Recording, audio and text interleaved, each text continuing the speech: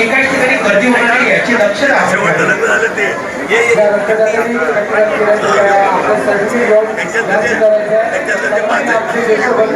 भाऊंना इकडे शुभेच्छा देण्यासाठी आलो।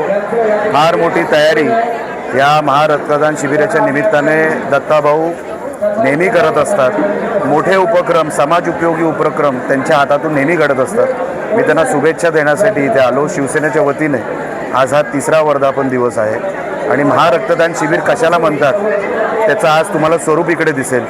मी मनापासून दत्ताभाऊ नरवणकर यांच्या सगळ्याच उपक्रमांना मी शुभेच्छा देतो आणि इथून पुढे ते असंच कार्य चालू ठेवतील ही माझ्या मनामध्ये खात्री आहे। सैनिकाची खरी ओळखच ती आहे। कुठे जिथे संकट येईल तिथे शिवसैनिक धावून जातो, मदतीला धावून जातो आणि म्हणून आज एवढा पाऊस बाहेर असून सुद्धा तुम्ही उपस्थिती बघा। दत्ताभाऊंनी जे केलेलं कार्य ते मी तुम्हाला सांगतो, अनेक दिवसापासून झोपले नसतील हा कार्यक्रम सक्सेस करण्यासाठी। हे असं ही जी खरी ओळख आहे हीच शिवसेना आहे। ताकद वाढली सचिन अहिर आल्यामुळे काय सांगाल? सन्माननीय सचिन भाऊ अहिर शिवसेनेमध्ये आले। वरळीमध्ये नक्की त्यांच्या प्रवेशाने फायदा होणार। मी त्यांच्या पुढची जी काय त्यांची वाटचाल आहे त्यांच्यासाठी मी त्यांना शुभेच्छा देतो आणि शिवसेनेला वाढवण्यासाठी ते हातभार नक्की लावतील ही मला खात्री आहे। सर 2029चा आमदार शिवसेनेत असेल? 100% खासदार पण।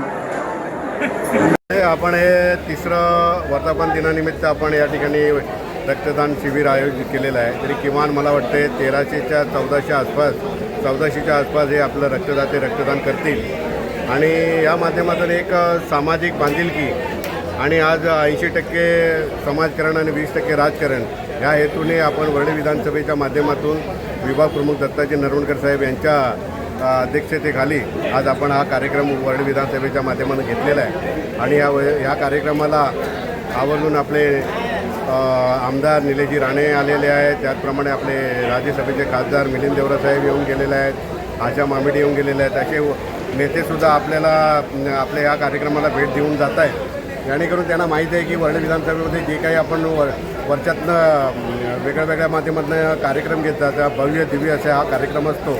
त्यामुळे लोकांची पण लोकांनासुद्धा आवड निर्माण होते, म्हणजे जेणेकरून हा कार्यक्रम हे लोकांच्या हितासाठी आणि लोकांना मदत करण्यासाठी आपण हे कार्यक्रम घेतो असं मला सध्या वरळीची सगळीकडे चर्चा आहे। गल्लीपासून ते दिल्लीपर्यंत वरळीची चर्चा आहे।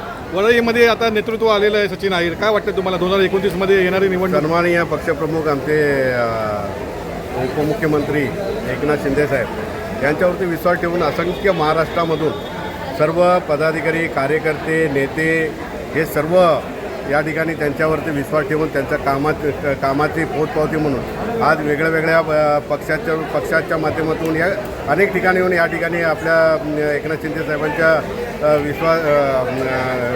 विश्वासाने या ठिकाणी प्रवेश करतात आणि वरळीमध्ये सचिन भाऊ अहिर हे स्वतः 15 वर्ष आमदार राहिलेले आहेत, मंत्री राहिलेले आहेत आणि आतासुद्धा ते विधानसभेचे आमदार म्हणून काम करतात आणि त्यांनासुद्धा कळलं की बाबा जर महाराष्ट्राचं नेतृत्व जर कोण करत असेल तर सन्माननीय एकनाथ शिंदे साहेबांशिवाय दुसरा पर्याय नाही, म्हणून त्यांनीसुद्धा या ठिकाणी प्रवेश केलेला आहे आणि आम्हाला वरळीमध्ये म्हणजे एक मोठी ताकद या ठिकाणी मिळालेली आहे आणि आपण या ठिकाणी जोमानेमध्ये काम करू आणि येणाऱ्या आमदारकी समजा तुम्हाला माहिती आहे की गेली आमदारकीमध्ये फक्त आपण 8,000च्या आसपास मागे होतो, पण आज सचिन भाऊ अहिरे आल्यानंतर मला विश्वास आहे की येणारी आमदारकीसुद्धा आमचीच आहे आणि लोकसभासुद्धा आमचीच असणार आहे, एवढं मला आता खात्री वाटते। धन्यवाद। दरवर्षीप्रमाणे प्रत्येक वर्षी रक्तदान शिबिर इथे साजरा केला जातो आणि यावर्षीसुद्धा खूप चांगल्या प्रकारे साजरा करण्यात आला आहे। मी व आमची पूर्ण शिवसेना टीम आमची धन्यवाद बोलू इच्छिते। आपले व सर्वांचे लाडके उपमुख्यमंत्री एकनाथ शिंदे साहेब व आमचे दत्ताभाई नरवणकरजी खास करून त्यांच्या मनेतीने एवढा चांगला हा कार्यक्रम राबवण्यात आला। प्रत्येक नागरिकांना मी धन्यवाद बोलू इच्छितो। ॲज अ शिवसैनिक वरळी विधानसभा समन्वयक म्हणून मी नंदू राठोड उर्फ बादशाहभाई, जय हिंद, जय महाराष्ट्र, भारत माता की जय।